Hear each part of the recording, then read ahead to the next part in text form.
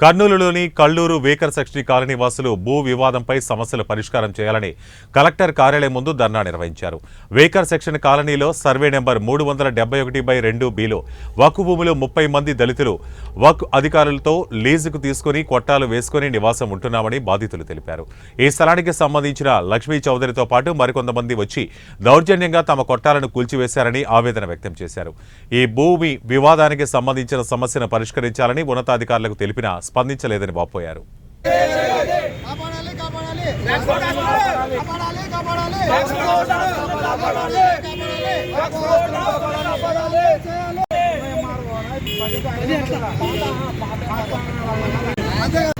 నివాసం ఉంటున్నాము.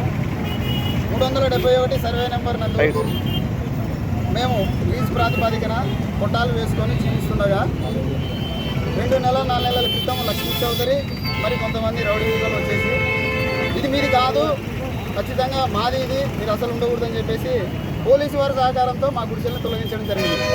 దీనిపైన ఇంతకుముందు ఒకసారి సీఏ గారిని కలిసాము, వాళ్ళు కూడా ఏం చర్య తీసుకోలేదు. ఏమన్నంటే మాకు ఎలక్షన్స్ దూసి పైన వచ్చినాము, మేమేం దీనిపైన చర్య తీసుకోమని చెప్పేసి కూడా వాళ్ళు దోసిపుచ్చినారు.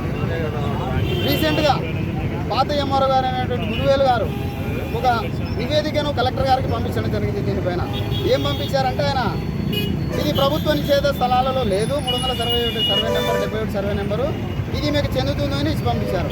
మేమేమడుగుతున్నామంటే ఏ రకంగా ఆమెకు చెందుతుంది? కాగితం ఉంది, కాగితం ఉన్నంత మాత్రమే స్థలం ఆమెది కాదు కదా. దానిపైన పూర్తి సర్వే చేపించి సర్వేలో కనుక ఆమె కనుక వాస్తవానికి వస్తుందంటే మేము ఖాళీ చేయడానికి రెడీగా ఉన్నాం. దీనిపైన ఎట్లాంటి అభ్యంతరాలు కూడా ఓకేనా. ఎల్పీ నెంబర్ ల్యాండ్ 1997లో కొనుగోలైన విషయము ఈ బాధితులు కూడా వివరించారు. ఎల్పీ ల్యాండ్కే భద్రత లేని సమాజంలో మరి ఏ విధంగా అనుకోవాలో తెలియదు. కానీ గతంలో పోయిన ఎంఆర్ఓ గారు